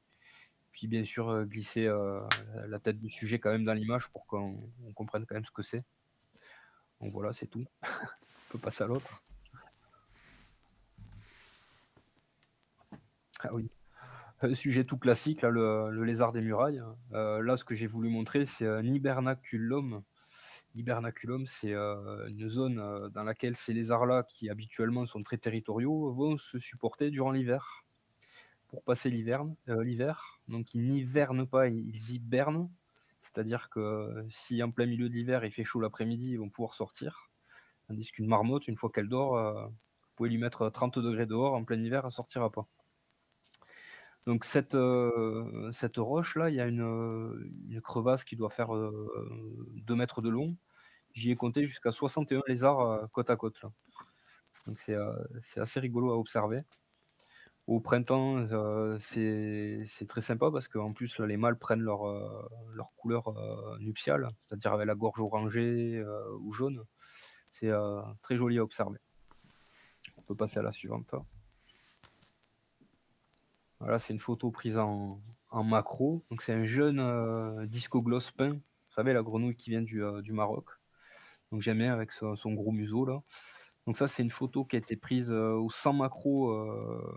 Là, je suis vraiment, à distance mini de mise au point et comme vous le savez, sur les derniers boîtiers hybrides, on peut, utiliser, le bracting de mise au point. C'est-à-dire faire, ce qu'on appelle le focus taking, de l'assemblage d'images dans la profondeur. Donc là, c'est une douzaine d'images prises, à main levée et c'est le boîtier qui m'a fait l'assemblage. Donc j'aime bien le rendu et surtout la netteté qu'on a sur le sujet, quoi. J'ai tendance à en faire de plus en plus d'images comme ça. Je trouve qu'elles sont intéressantes aussi pour avoir des documents. C'est directement le Et, boîtier qui fait l'assemblage. Ouais, tout à fait, Ouais, ouais. c'est bien. et Ça sur ça le fait gagner du R7? temps. Sur le R7, oui, c'est ça. Et t'es à quelle profondeur de champ là pour faire ça? Il faudrait que je regarde les exifs. Je devais être T'étais à F4. probablement à F4 ou Ouais. F4.5. Moi, Lightroom me dit F4. Ouais, bah, c'est ça, F4. D'accord. Comme je le disais, je travaille beaucoup avec des petites ouvertures. Donc là, la petite ouverture me suffisait pas. J'ai dit, bah, je vais faire un bracting et puis on va voir ce que ça va donner. Et j'aime bien le résultat. Et ça te Ouais, c'est refabrique très joli, directement hein? un RAW Oui. ou t'es obligé de repasser par des PP Malheureusement, derrière? malheureusement, c'est un JPEG qui en sort. Ah merde. Cela dit, bien entendu, le boîtier conserve, s'il y a eu 12 photos, et il conserve 12 fichiers D'accord, natifs. donc à la limite, tu peux les reprendre avec un outil de stacking si tu veux derrière. Exactement, D'accord. exactement. On peut passer à la suivante. Voilà, là, une photo in situ également. Donc là, c'est une grenouille rousse, prise tout simplement dans une flaque d'eau le lendemain de pluie. Donc, je me suis allongé dans la boue avec mon 100 macro, et puis voilà. Elle a But, quelques années alors. comment? Elle a quelques années celle-là alors. Pourquoi? Ça fait 3 ans qu'il pleut plus chez vous. Alors, quand je dis chez nous, c'est dans la plaine du Roussillon. Mais effectivement, quand on monte un petit peu sur les hauteurs, on a encore de la flotte, ouais, tout va bien. Je sais pas ce que ça a été, mais on a quand même de l'eau. Et heureusement pour ces animaux-là qui dépendent quand même pas mal justement des flaques, etc. Donc, notamment les flaques qu'on retrouve en fin d'hiver avec la fonte des neiges. Donc, bien content d'avoir encore ces sujets-là malgré le manque de pluie. On peut passer à la suivante. Là, c'est au C'est bord joli. c'est mon petit bassin, le fameux Oui, terrain. bah, c'est super joli. Voilà, c'est une petite visite l'après-midi. Eh ben, pourquoi pas, je trouve qu'elle posait bien là, sur son caillou. Donc, c'est une image qui est faite à longue focale, puisque j'en avais après les oiseaux ce jour-là. Mais je suis un bon opportuniste, j'ai fait la photo. On peut passer à la suivante. Alors là, ouais, également un assemblage d'images faites au R7 avec le 100 macro. Donc là, c'est un disque au gloss peint. Donc toujours avec ces superbes dessins là. Donc Et des yeux toujours magnifiques chez les amphibiens, ouais, moi, je trouve. très intéressant et c'est un sujet que j'ai envie de développer un petit peu plus. Je me demande si l'année prochaine, je vais pas essayer de me trouver un objectif qui est encore plus grossissant qu'un 100 macro, donc comme le MPE 65 chez Canon par exemple, et peut-être essayer de travailler encore plus près sur ces sujets-là parce que vous le verrez sur les dernières images que j'ai mises. Il y a des choses très très graphiques sur ces animaux. Très Très honnêtement, hein, intéressant. pour avoir le MPE 65 et avoir vu ce qu'on faisait avec un Loa de 8, le 60 mm, prends le Mhm. Loa. Il est mieux que le D'accord. MPE. J'ai un MPE et je suis jaloux de ce qu'ils font avec le Loa. Très clairement. Et en D'accord. plus, il me semble que Loa maintenant a créé deux macros en tilt et shift, hein. Donc, tu peux effectivement redresser en fin de compte ton sujet aussi, D'accord. semble-t-il. Donc, effectivement, dans certains cas, ça peut être très intéressant. Ouais, la difficulté avec le MPE, je vois aussi Christine qui réagit, effectivement, Ah, notamment sur la gestion de l'éclairage, hein. Ah bah, il y a l'éclairage, il y a le fait que tu n'as pas du tout de mise au point, c'est toi qui fais la mise au point en bougeant, donc le stacking tu le Ouais. fais pas avec le R7, tu le fais à la main là. Oui, C'est je sais bien. et surtout c'est une optique qui est très très bonne à 2.8, à 3, mais dès que tu dépasses 5, 6 ou 8, c'est un cul de bouteille. D'accord. Donc Ouais. grossi 5 fois avec une ouverture, en étant une ouverture à 2.8 ou même à 5, 6. Là, sur la grenouille, on n'aurait pas tout l'œil net, quoi, on va dire. Mmh. Ouais, il va falloir la mettre au congélateur alors. Non, on va éviter, hein. Ouais, je plaisante, bien entendu. Et on peut passer à Christine. Qu'est-ce qu'elle a dit? Réaction immédiate. Et oh, tu me connais Christine, quand même. On va passer à la suivante. On a Donc, relevé. ouais, il y a des sujets très classiques, mais qu'on voit de moins en moins souvent, l'orvet fragile. Donc, lui rencontré lors d'un stage, en plein après-midi, sur la traversée d'un chemin. Comme quoi, on a aussi de la chance de temps en temps. Donc, joli petit orvet. On peut passer à la suivante. Comme ça, je vous aurais présenté plein de petits sujets différents. Alors ici, on a un triton marbré. Triton marbré qu'on retrouve assez souvent, nous, dans nos puits, mais côté espagnol. Donc là, c'est pas une photo in situ, c'est une photo faite juste après un sauvetage, donc pendant la relâche des animaux. Donc là également, c'est un assemblage d'images hein, avec le R7, le 100 macro. Donc qui me permet de faire un portrait assez précis du sujet où on voit bien les différents détails, couleurs, etc. La suivante. Ah, ça, c'est magnifique, ça. Waouh. Ça, c'est mon gros lézard ocellé. Ah, c'est superbe, ça. Alors là, c'est in situ. Donc c'est un sujet en milieu naturel. C'est fait avec le Canon 100-500 à 500 mm de focale, mais je suis à 90 cm à peu près du sujet. Je suis à distance mini de mise au point. Et en plus, c'est un focus taking. Donc c'est un assemblage de quelques images. Donc ce sujet-là, il est dans le département, dans un coin du département où beaucoup de gens se baladent à proximité des colonies de lézards ocellés. Et ils sont habitués à voir énormément de monde. Donc d'où la proximité que j'ai avec ce sujet-là. Pour la petite histoire, lui, j'arrive à m'asseoir à 1 mètre de lui sans qu'il parte, quoi. Quand j'apporte le boîtier un peu trop près de lui, il a tendance à même ouvrir la gueule pour me dire stop, va pas plus loin, quoi. Donc c'est assez sympa. Donc ça, c'est un petit bestiau de 55 centimètres à peu près. Un sacré beau lézard. Belle bestiole. La photo, elle est magnifique. Et tête qui en impose, hein, c'est balèze. Hein. Ouais, Christine qui super. confirme. Un beau souvenir. Ouais, ça a une tête très massive. Là, en plus, c'est un mâle, donc les mâles ont la mâchoire un peu proéminente. Ils sont plus robustes que les femelles. Ils arborent les coloris bleus qu'on voit un petit peu sur l'arrière-plan, là, les fameuses ocelles. Ouais, ça en impose. Après, sur d'autres milieux où je le rencontre très régulièrement, j'ai pas cette proximité-là. Hein. C'est des animaux qui, à 15, 20, 30 mètres, sont déjà en train de fuir. Quoi. Ils sont très, très, très craintifs. Très intéressant de les approcher avec des longues focales plutôt que de vouloir les photographier au sans macro. Quoi. Ouais, puis ça les emmerde pas, au moins, comme ça. C'est sûr, c'est sûr. On peut passer à la suivante. Donc là encore un lézard coloris vert. Donc là on a le lézard agile ou lézard des souches qu'on retrouve dans mon département mais en altitude. Donc lui c'est un joli petit sujet que j'ai photographié en Cerdagne. Donc au centre des petites forêts de conifères et puis à plus de 1500 mètres d'altitude. On le retrouve quand même dans le nord de la France, je crois, notamment en Normandie. Chez nous, en plaine, impossible de le rencontrer. Oui, il Il est est aussi assez en Alsace. Ouais, en Alsace aussi, ouais, effectivement. Donc c'est un sujet qui est assez inféodé aux zones assez humides quand même. Voilà pour l'info. On peut passer à la suivante.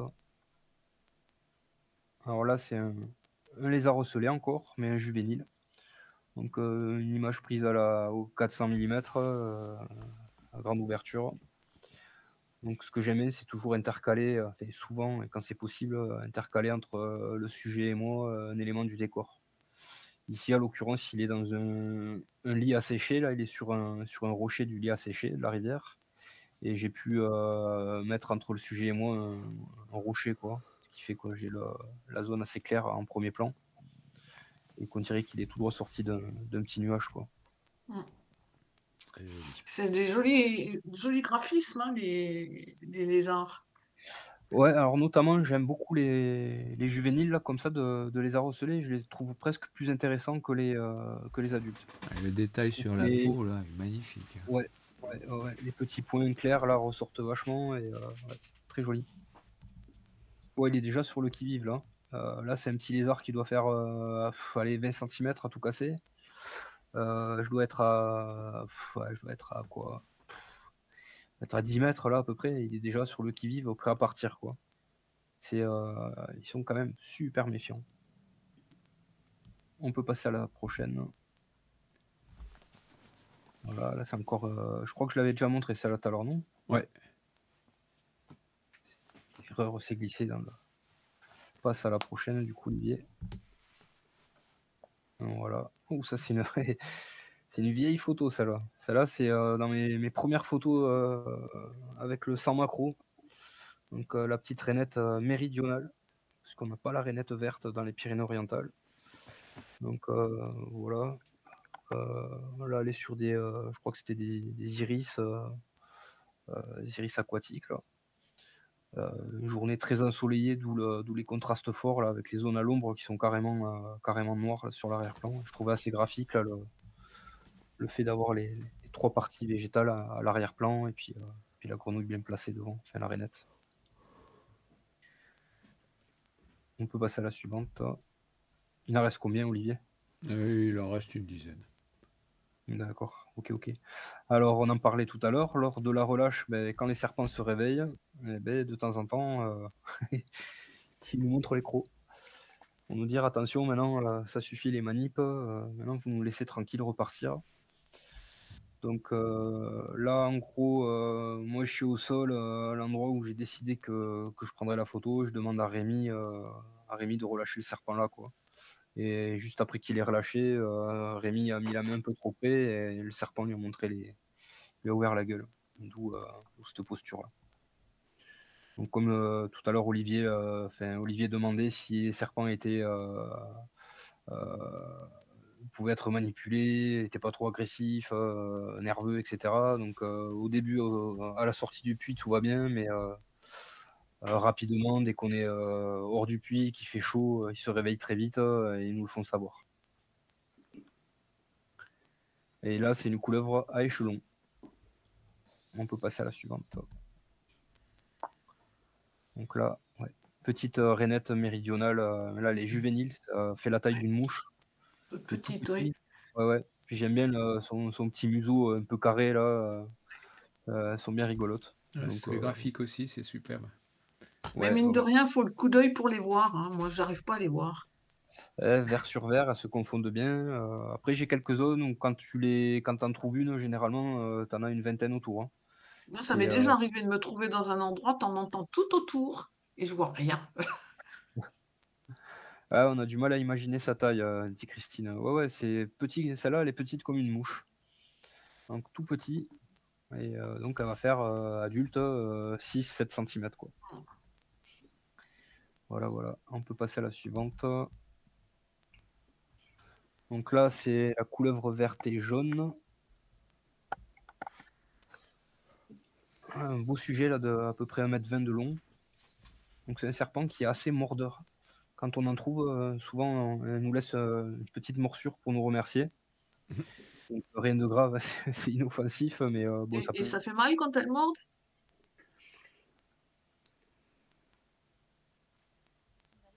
Ah, on a perdu Nicolas. Nicolas. Aïe, aïe. Aïe. Une coupure de Réseau. connexion. Il est statique. Ah, il est frozen. Le Wi-Fi ne fonctionne pas partout, hein. Ah oui, il a disparu. Mais il va revenir, je pense que.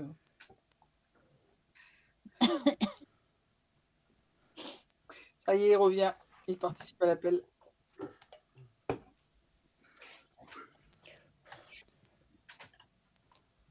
Il a du mal à m'arriver. Voilà, il est là, mais on l'entend plus. On t'entend pas.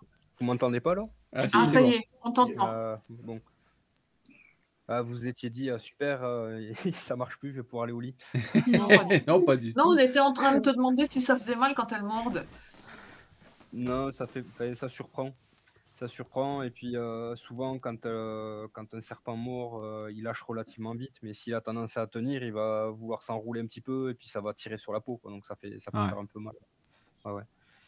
Donc bon, Et c'est vous pas les agréable, hein, dans manipulez, tous les cas. vous les manipulez avec des gants aussi ou pas? Non, non, non. Vous avez de la couleuvre fer à cheval? Non, non, ça me saurait tarder, je pense. Parce qu'elle est super agressive, celle-là. Alors ça, c'est... C'est vrai qu'elle est agressive, ouais. Mais alors quand je dis ça me saurait tarder, je pense qu'avec la quantité de camions, de tourisme, etc., qui font les va-et-vient entre la France et l'Espagne. Alors la fer à cheval, c'est une couleuvre qui est présente en Espagne. Je pense que ça me saurait tarder qu'elle débarque chez nous, quoi. Tout comme ça s'est produit avec la tarente de Mauritanie ou le discoglosse pin, enfin voilà, quoi, comme beaucoup d'espèces, quoi. Là, on la retrouve, la fer à cheval, elle est à 200 km au sud. Pour On peut passer... Ouais, pour l'instant, ouais, c'est ça. On peut passer à la suivante. Donc, de nouveau, une vipère aspic mélanique. Voilà. Donc là, je suis vraiment typiquement dans le genre d'image que j'aime bien, avec mon premier plan, mon sujet, beaucoup de flou. Le sujet est vraiment beau parce que il fait presque métallique, hein, avec cette couleur noire et la brillance là. Donc, mais je ne dirai pas où c'était. On veut pas savoir. Tout à l'heure. Et du coup, là, on voit pas la pupille, hein, sur celle-là. Non, non, non. Là, il faudrait vraiment être très près pour voir un semblant de pupille. Mais, Ce serait le joueur. Il est bien noir, quoi. À ce Oui, mais propos, enfin, en même pour temps, on la info, reconnaît, hein. mais c'est bien que tu en parles, Pascal, parce que à ce propos, c'est un des premiers critères pour différencier une vipère d'une couleuvre, hein, c'est la forme de la pupille. Donc pour la couleuvre, la pupille est ronde, alors que chez la vipère, la pupille est fendue, du haut vers le bas. Donc ça, c'est vraiment le critère à prendre en compte en premier. Donc effectivement, ben, quand on a affaire à un individu mélanique, comme ici, où on voit pas la pupille, là, on essaie de voir le dessus de la tête. Ou sur les vipères, on va retrouver une multitude de petites écailles, alors que Mais il y chez a la la couleuvre, rangée on va d'écailles. trouver... Il y a des écailles, les rangées d'écailles aussi entre l'œil et la bouche, non? Alors ça permet de différencier les espèces de vipères, mais pas de déterminer si une vipère ou une couleuvre. D'accord.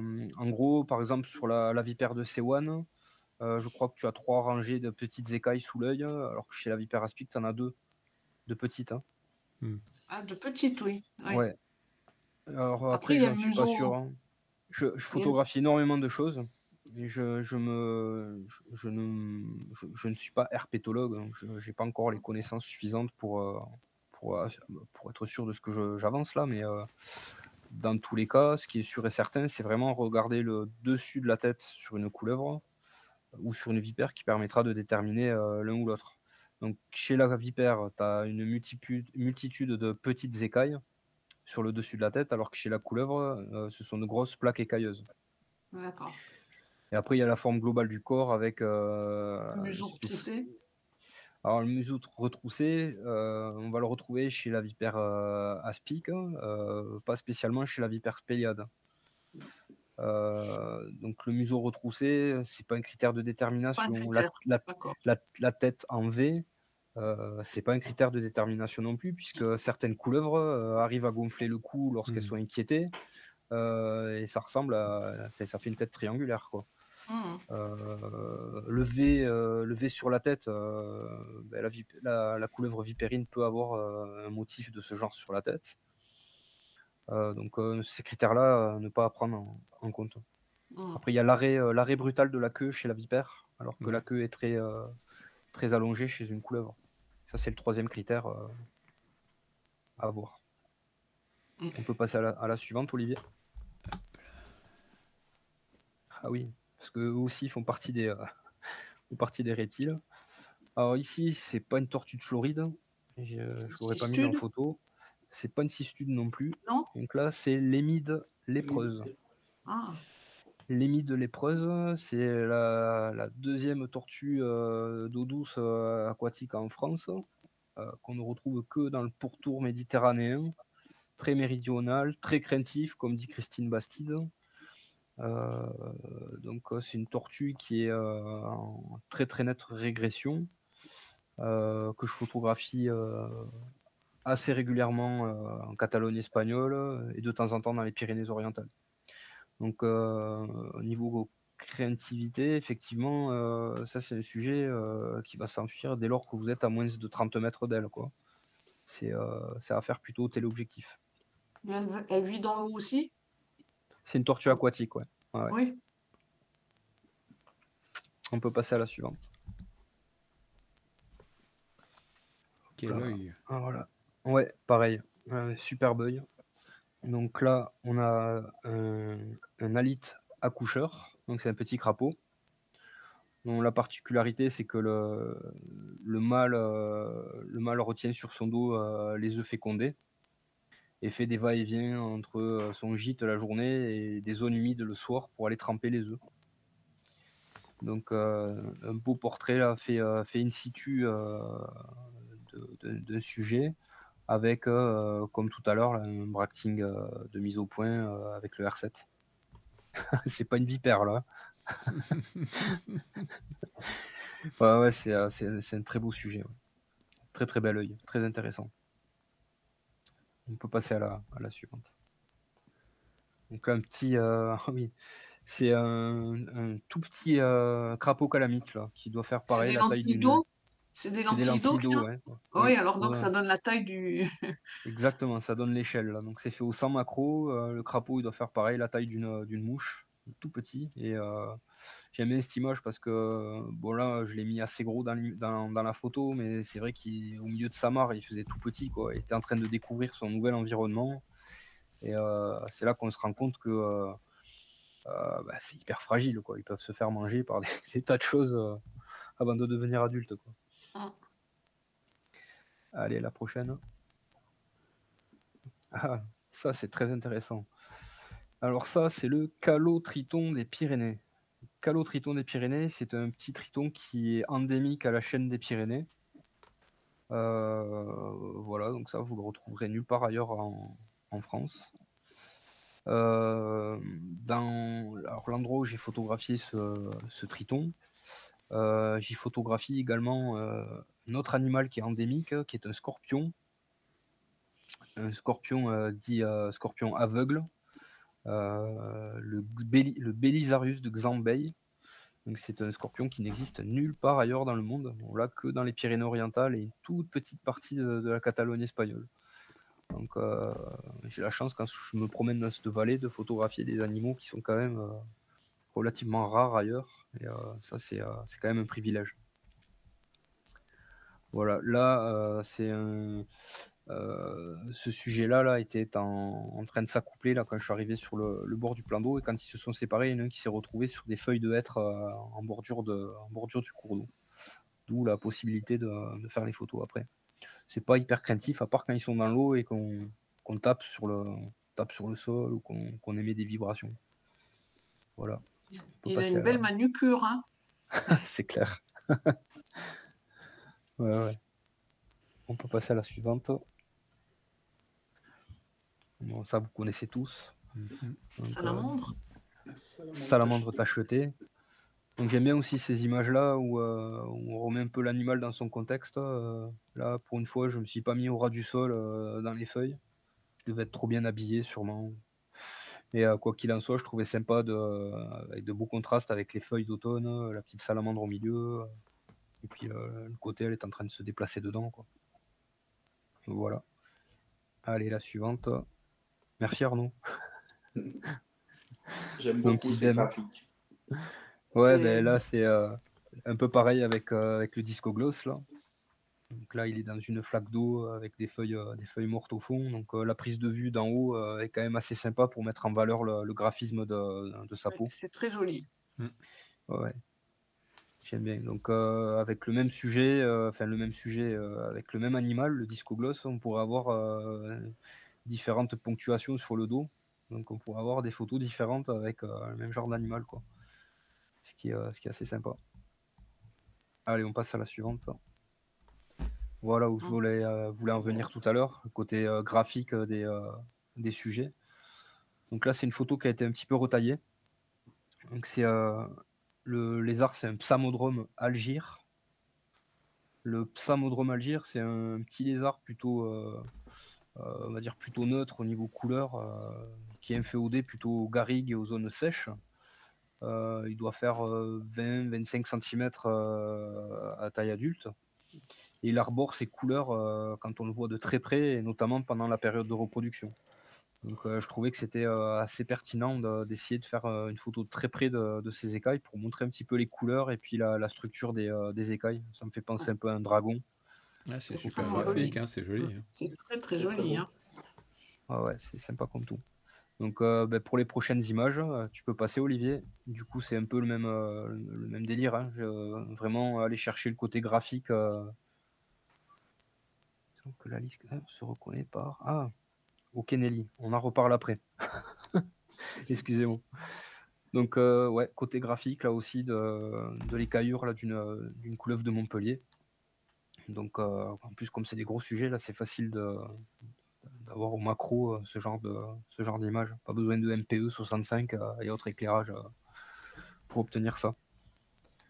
Et on passe à la dernière, si je me souviens bien. Voilà, donc là on ça, a... c'est la salamandre? Non, là c'est le triton marbré, exactement. Ah, donc avec la particularité d'avoir cette ligne orange sur le milieu du dos, et puis les marbrures vertes sur son corps noir là. Je trouve que c'est très très très graphique également. Donc c'est quelque chose sur lequel je travaille un petit peu depuis l'année dernière. Donc sur la dernière expo que j'ai présentée, notamment à Cotteret, il y avait 2 triptyques avec des structures comme ça, des structures graphiques de l'herpétofaune. Donc je pense essayer de tirer d'autres images un petit peu comme ça de ces sujets, parce que je trouve que c'est très joli. Celle-là, on ne connaîtrait pas le contexte, on pourrait se demander ce que c'est. Hein. Oui, tout à fait, ouais. Celle d'avant, moins, parce que les écailles, bon, on reconnaît, mais là, Ouais, j'aurais pu raconter que c'était une truite, hein, celle d'avant. J'aurais pu, oui, c'est vrai. J'aurais pu. Non, non, je plaisante. Ouais, mais t'as raison, Pascal, complètement. Ouais, ouais. Mais enfin bon, là, on a le contexte, alors forcément, mais sans le contexte, c'est pas évident qu'on trouverait, hein. Bien sûr. Après, donc je suis content aussi de pouvoir présenter ces animaux-là dans ce contexte-là et avec vraiment de la transparence parce que, comme je vous l'ai expliqué tout à l'heure, il y a des photos qui sont faites en situation sur le terrain, mais il y a également des photos que beaucoup de gens ne pourront pas faire sans manipuler les sujets, quoi. Donc attention quand même à la manipulation. Normalement, c'est interdit. Enfin, c'est interdit, c'est pas normalement, hein. C'est interdit et puis il y a des précautions à prendre si vous êtes autorisé à le faire. Mm. Voilà. Voilà, voilà. J'imagine qu'il y a des questions ou pas. Vraisemblablement qu'il y a des questions.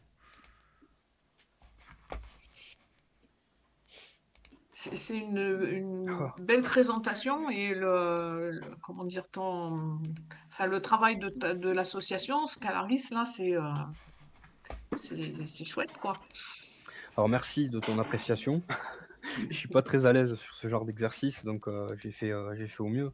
Après, pour en revenir à Scalaris, c'est beaucoup de travail de terrain qui est efficace, notamment grâce aux connaissances de mes deux compères là, qui connaissent énormément ce domaine-là, le domaine des reptiles et des amphibiens. Moi, ils m'ont fait gagner énormément de temps dans le travail photographique, puisqu'ils m'ont fait rencontrer énormément de sujets différents en très peu de temps. J'avais déjà des notions sur les reptiles et les amphibiens, parce que depuis tout petit, j'ai toujours joué avec les lézards, les serpents, ça m'a jamais inquiété, ça m'a toujours fasciné.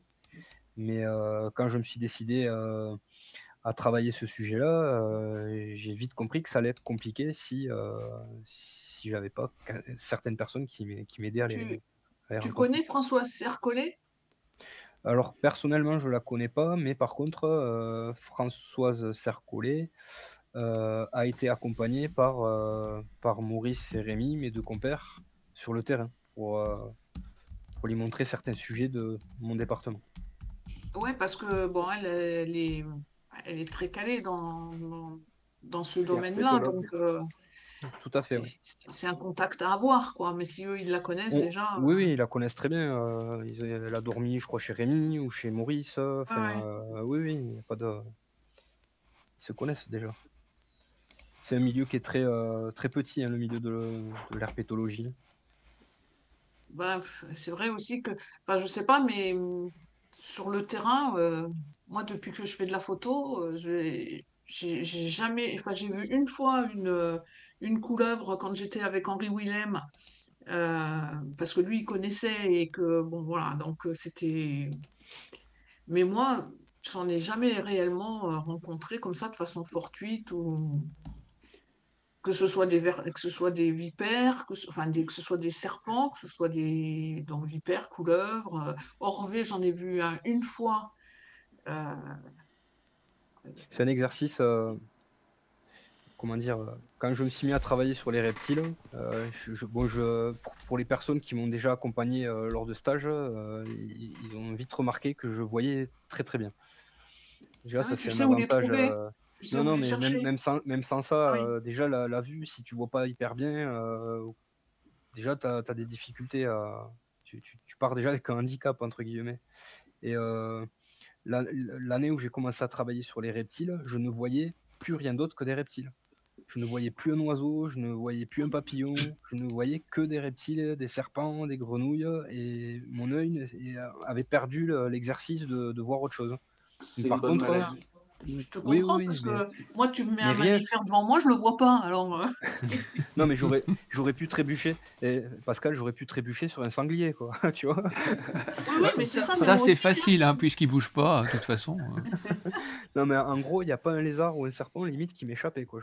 Quand j'étais concentré les lézards, sur ça. bon, j'arrive à en voir, mais c'est vrai que des serpents, ben, bon. Ouais, et pourtant, le lynx, ça a pas. On dit œil de lynx, mais le lynx n'a pas une très bonne vue. C'est une expression qui n'est pas bonne. Si, elle me convient, moi. Elle me convient. Le regard du chasseur ou du prédateur spécialisé. Ouais. Je préfère œil de lynx.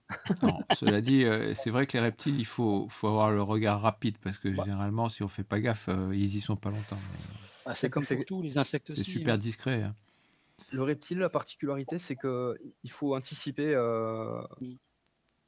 la distance de fuite. Et en gros, il faut pas chercher un reptile à 2 mètres devant nous, il faut le chercher à 10-15 mètres devant nous toujours, Oui, quand ça. on se déplace. Et Mais si on a ouais. tendance à regarder trop près de nous, ben, les lézards qui sont à peine à 1 ou 2 mètres trop loin, ils vont s'enfuir avant même qu'on ait eu le temps de les voir. Ouais, Et c'est elle ça, est là la c'est. difficulté. Il faut Ouais, parce éduquer que l'œil. Une fois qu'il est éduqué, après, on voit, mais.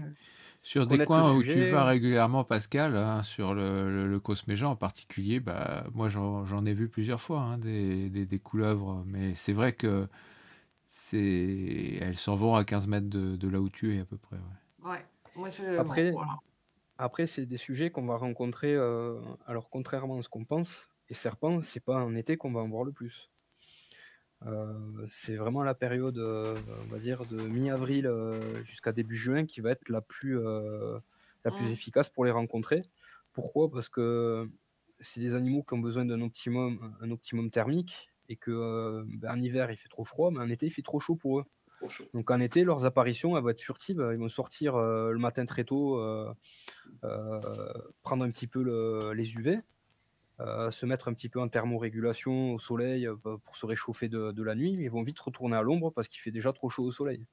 Et ils vont avoir des mœurs plutôt crépusculaires à cette période-là. Donc finalement, il n'y a que allez, 1 mois et demi de l'année et puis peut-être un petit mois de plus à l'automne où on va pouvoir les retrouver assez facilement. Ouais. En tout cas, comme je te l'ai dit sur Facebook, on se voit l'année prochaine pour un stage reptile. Ça sera avec grand plaisir, Arnaud. Par contre, comme je l'ai dit, en avril-mai. Ok, ça marche. Le rendez-vous est Si pris. si c'est au mois d'août, c'est mort. Non, il n'y a pas de souci. Voilà. Ouais. En tout cas, c'est très belle présentation. D'autres questions pour Nicolas?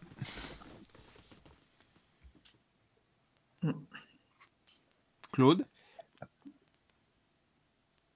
Claude, il a juste fait vibrer le. Non, j'ai apprécié, je reste admiratif devant son travail. Oh, t'es gentil, Claude, c'est sympa.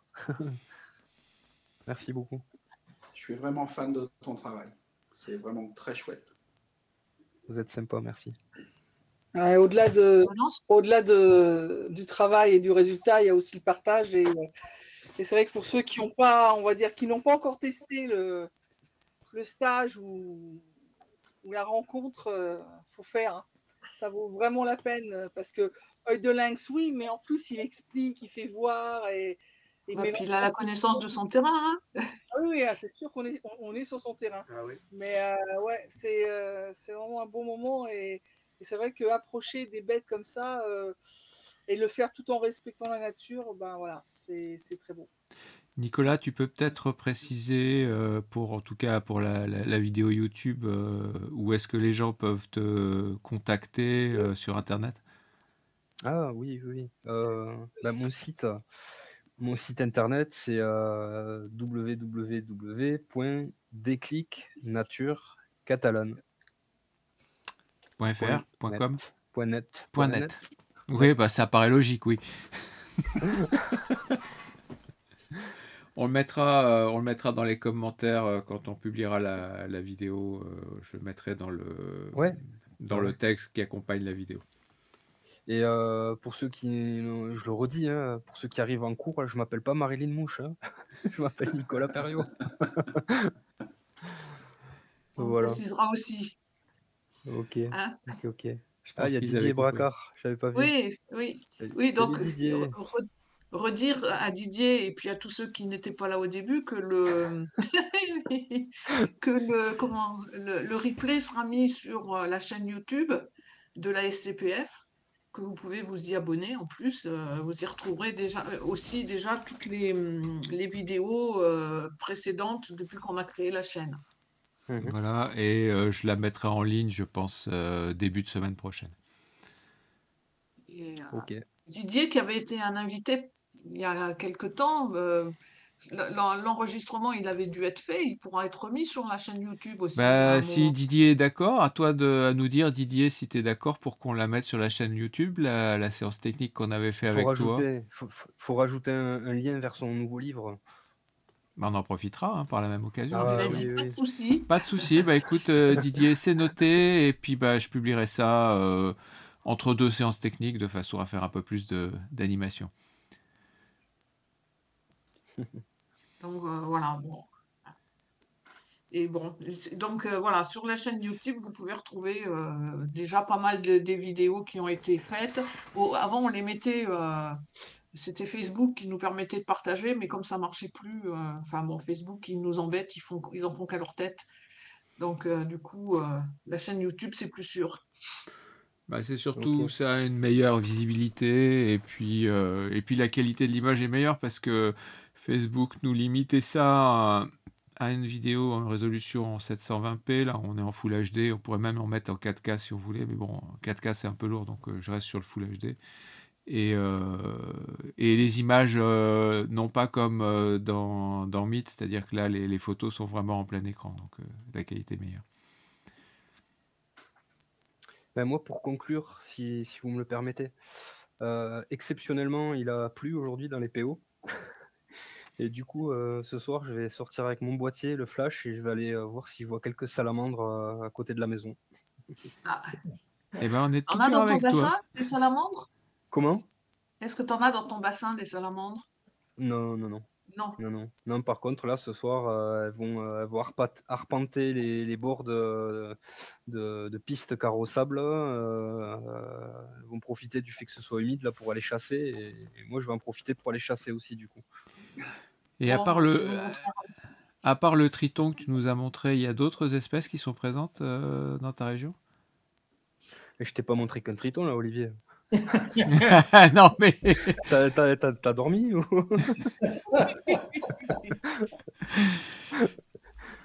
à part le marbré, il y en a Ouais. d'autres? T'as le triton palmé et t'as le fameux calotriton des Pyrénées. D'accord, ok. Voilà. Il faut être calé hein, pour tous les connaître. Là, c'est des domaines où on a encore pas mal à apprendre, je pense. Enfin, pour ma part, toujours. C'est pas des sujets autour desquels tout le monde se passionne et puis ils sont pas évidents à photographier en plus. Bah, déjà, pour les trouver, c'est sportif. Ouais. Ouais, nous, j'avoue que c'est une chance aussi de les voir d'aussi près, aussi souvent, grâce notamment au sauvetage et aux études. Donc ça, c'est quand même un plus, quoi, j'avoue.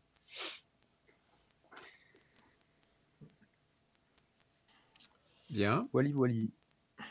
Pas d'autres questions? Donc on te remercie encore, Nicolas. C'est moi qui vous remercie. Et puis tu reviens quand tu veux, il n'y a pas de problème. Hein. Ce sera toujours un plaisir. Puis bon, je viendrai te voir dans tes PO bien. Ouais, tu fais gaffe à ton épaule ce coup-ci. Ah oui, je ferai à mon épaule avant de partir. Hein.